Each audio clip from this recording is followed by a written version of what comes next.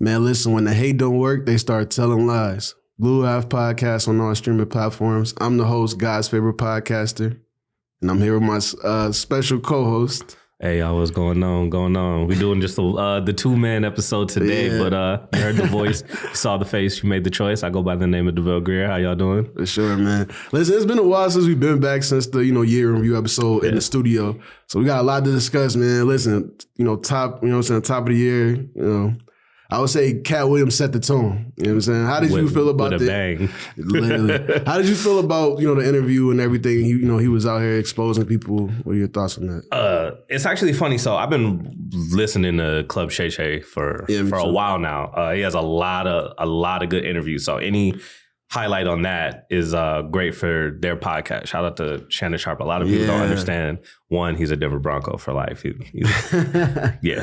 was the tight end of all tight ends, especially at that time. So I'm glad. Check out his Marshawn Lynch one, his Tommy Davidson one, all great. But yeah, I think they blew the lid off the one with Katt Williams. Yeah. He went from 0 to 100. He said, "How you doing?" And then everything came out. I saw a meme that had the dude from Why Did I Get Married? The bald dude from day was like, yeah, he on that type at the dinner table. Yeah. Listen, I think so let me ask you this before we keep going. Do you think he was lying at all? Because I ain't gonna lie, the only thing I felt like he was kind of over exaggerating was reading 3,000 books from ages, I think it said 8 to 11 or something like that. Yeah, the funny thing about Katt Williams is I do believe that he did tell the truth on most of the when it came to like comics and stuff like that. Yeah. And obviously people he's never held his tongue. No, absolutely not. I think some things were over exaggerated and some fabrications, especially like he ran a 4.2, 4.3 or something like that. Yeah, the 4.2 is crazy. But you remember, I know you like Atlanta like I do. When I saw him on the episode of Atlanta, I think he got ups, Yeah. I don't know athlete track speed ups, Yeah. I think Smokey said it the best. You ain't catching no crackhead. Facts. But I think he can run. Yeah. He is athletic. It's not because he's not unathletic where, he can't move. I think anybody can be able to move. Yeah. And I think he is quick, but I don't know about all that and the 3,000 books. And I mean, I appreciate that he shed light on some comics that he didn't like, specifically some of the Kings of Comedy. Yeah. R.I.P. Bernie Mac, the GOAT. DC, but specifically, it was funny. People didn't even realize that Steve Harvey's hair was... I didn't. I ain't gonna lie. I thought he had the flyest hair of all time as a kid. I'm like, oh my God. You got to think about it because...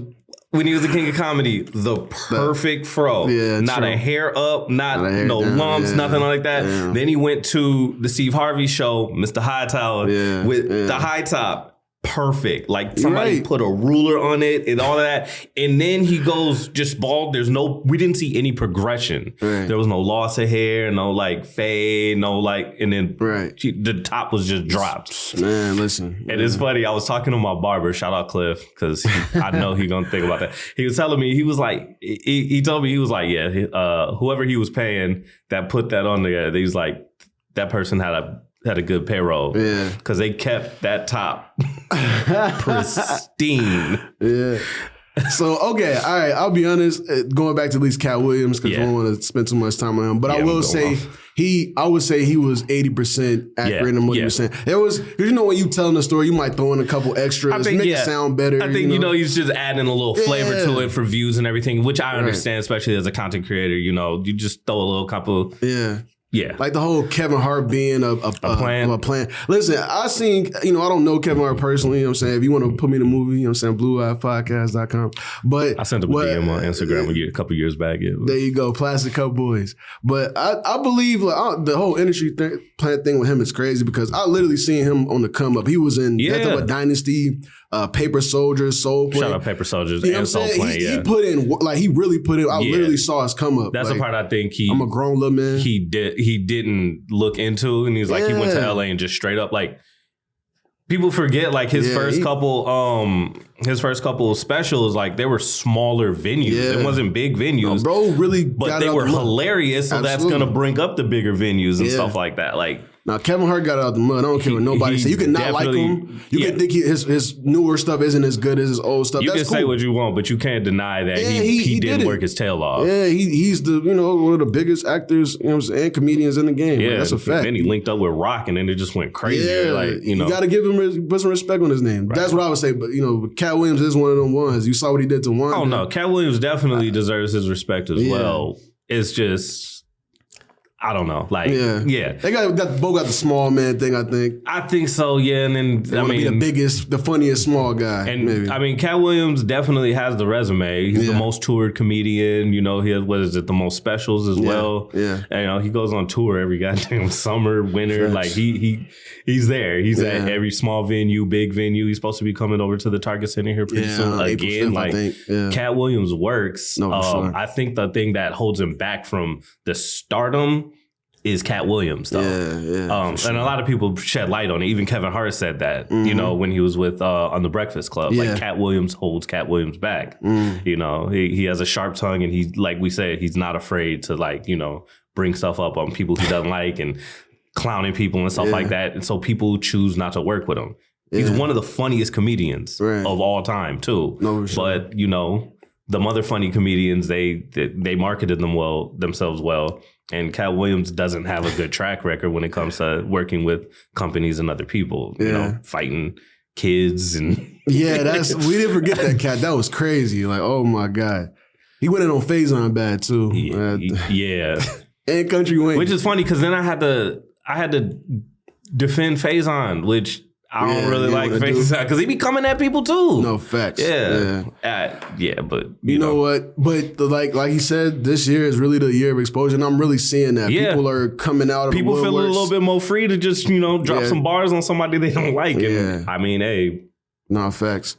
I didn't even want to bring this up either, but currently, on the east side, there's some speculation. I don't even want to say speculation because it's out there. It was on Facebook Live. The people that know, they know. I don't want to give it too much time, but let me just ask you this, because I don't want to get into specifics. Everybody that know, they know. Looking crazy. Yeah, but people that know, they know what happened. But I want to ask you this: how do you feel about exposed culture? Like your thoughts on that, quick. Okay, so back. From what went on the whole phase, I'm not on Facebook a lot, so I was kind of out of the loop until you brought me into the situation, enlightened me, and gave me some details. I didn't want to know either, bro. I don't like the exposure culture unless it actually needs to, like, if you feel like disrespected in a sense, or like you were being threatened to hold information back and you have to like leak the information or something like that. But if you're just mad, because it kind of trickles back to, being in school and, the group chat, somebody, exposes one of their pictures, B&B, or screenshots and stuff like that, which I think is unfair because you lose the context and you lose trust in other humans too, which messes it up for everybody. So I'm really not a fan of the exposure culture unless it was something like, especially like what's going on, what went on with like the Me Too movement and stuff like that, like exposing like Harvey Weinstein, who's a scumbag, and more recently now, Vince McMahon, which is crazy because he and the loser of the year, Diddy. Hey, I was gonna say, is that an early for 2024? Is that an early candidate already? Vince McMahon. It's a couple of them, I just hear him just dropping out altogether. So I'm like, oh, there might be some weight to these. I mean, all these people are power. Like when I was a kid, World Wrestling Federation, like, it was it. Yeah. Then they went to the WWE, like it was always at the height of things. So Vince McMahon has been rich forever, and he got his money in UFC. Like, so these rich people, like, you really don't know who these people are. So like, those people need to be exposed. But people on the east side, on the smaller terms, and I don't like it, but only if like the weight of it is. I guess I don't know what I'm trying to say. No, I'm with you. So I'm so half and half on it. No, I'm with you. What do you feel? I would just say I totally agree about what you said about just exposed culture. I think it's not necessary. I'm one of those people that maybe if I was wrong in a certain way, like I would just deal with that person directly. Internally, yeah. Yeah, I don't think everything's for the internet. Unless that person disrespects you more, then, you know. Yeah, no, for sure. If you disrespect me publicly, then I need my apology public too. That's what I heard. You know what I'm saying? And I believe in. Yeah. But I think at least with that situation. Shout out to Dare. I think he's the one that said. Yeah, he did. Yeah, he did say that. Shout out to Dare. But I would say, I'm not for, you know what I'm saying, just exposing, putting people's business out there. Yeah. Because you never know, like we talked about on the phone, like you never know what that could trigger in that person. Like you never know what they can go through just being knowing that they dealing with this person. You got a scorn lover out here putting out business. You never know what that's a whole domino effect that can happen. Yeah. So I think you got to really be careful with that.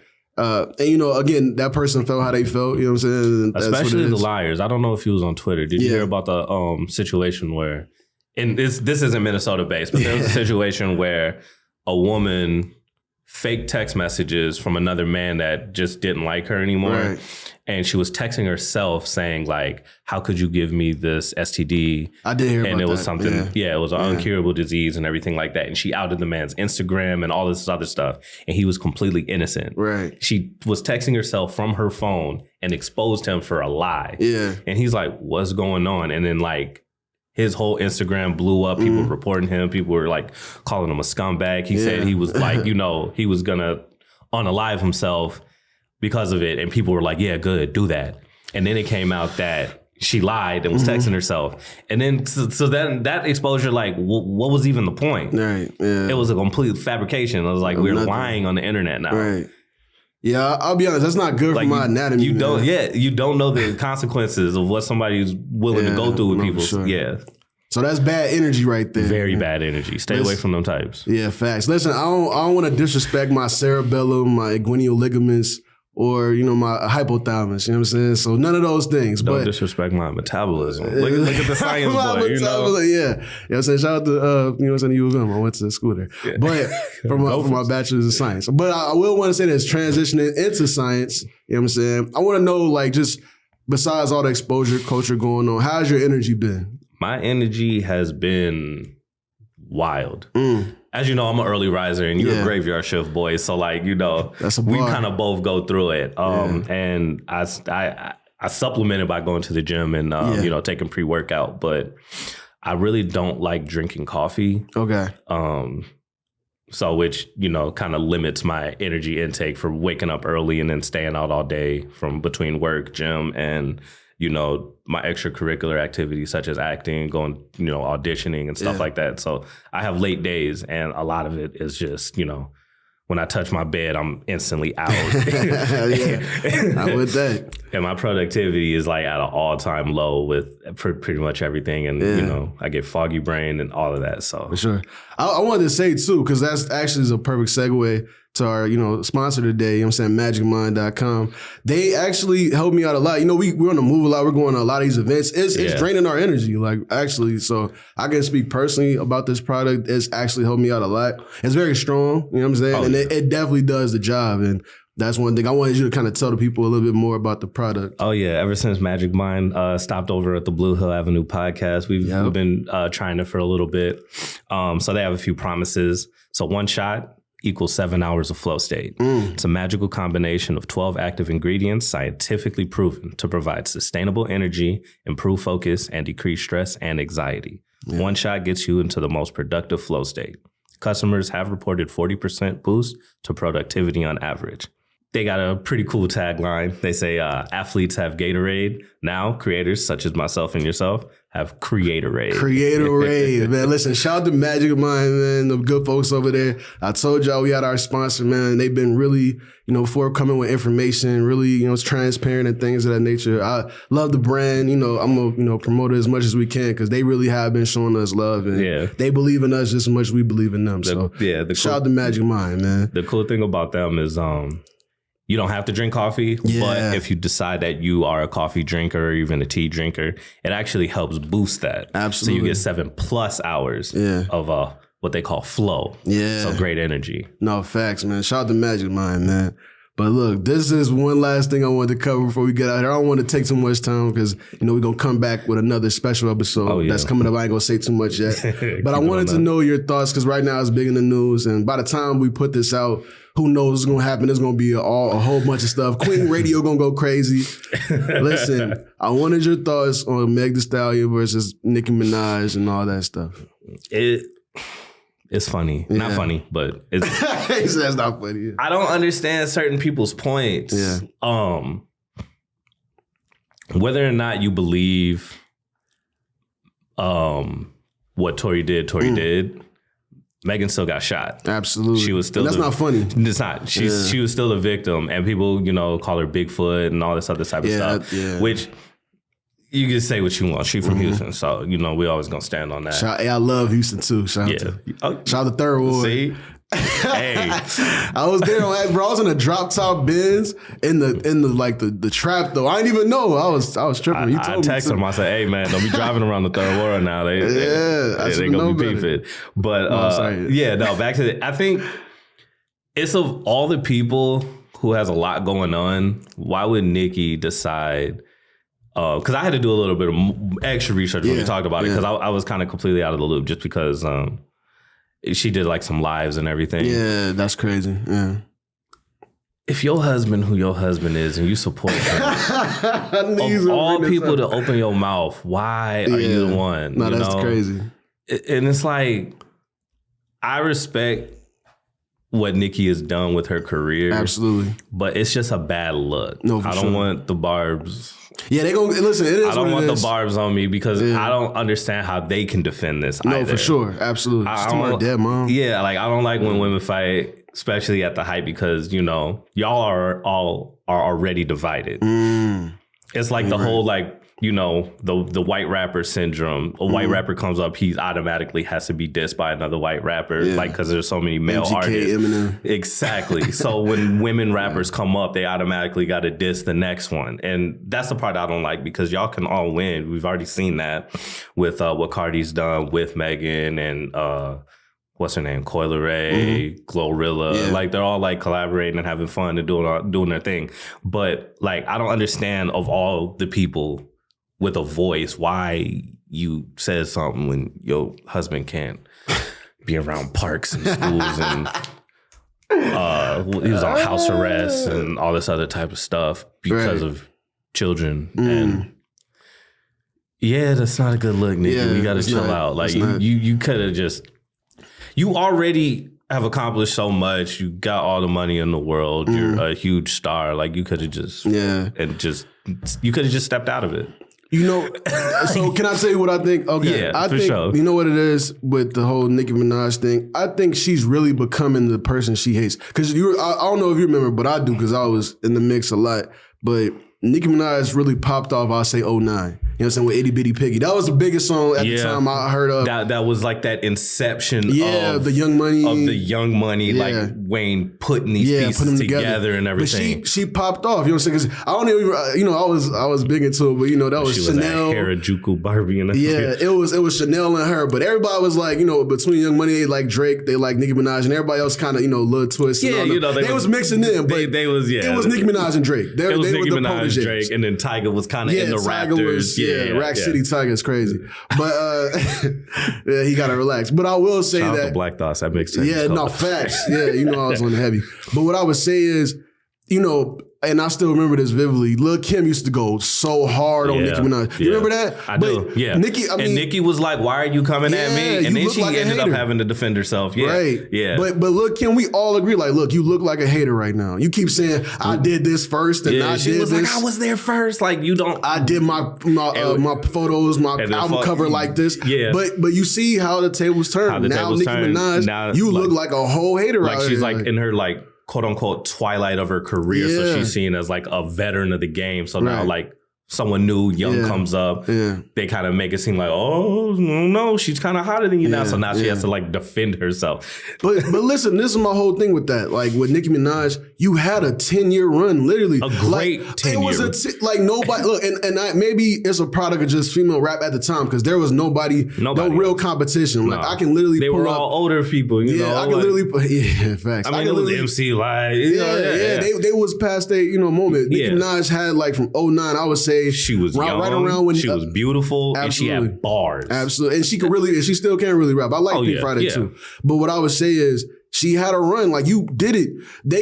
Who knows what Megan Thee Stallion is going to turn into maybe in the next 5 years. But nobody can deny what Nicki Minaj did in her totality. Trailblazer. Yeah, literally. They all are, you going to call them your sons, they your sons. That's a fact. Yeah. But you don't want to look like the old hater. You don't want to go out like that. You don't want it to be known as, Nicki Minaj was a trailblazer. She set the wave. And then she went crazy. She went out, she went out bad on some Kanye Went out bad on some old man yells at cloud. Like, leave the kids alone. Yeah, man. let them be good. Because look, I'm going to be real. I know one day I'm going to stop podcasting, but I ain't going to be a hater on the next person I see coming up. Little boys, they do it like me. We was doing it like this when I was first. We copied, they copied my whole moves. It just looks bad. Yeah, it's one of those things. The point I'm trying to get to is that you got to take it in grace, and you can't just attack everybody just because you feel away.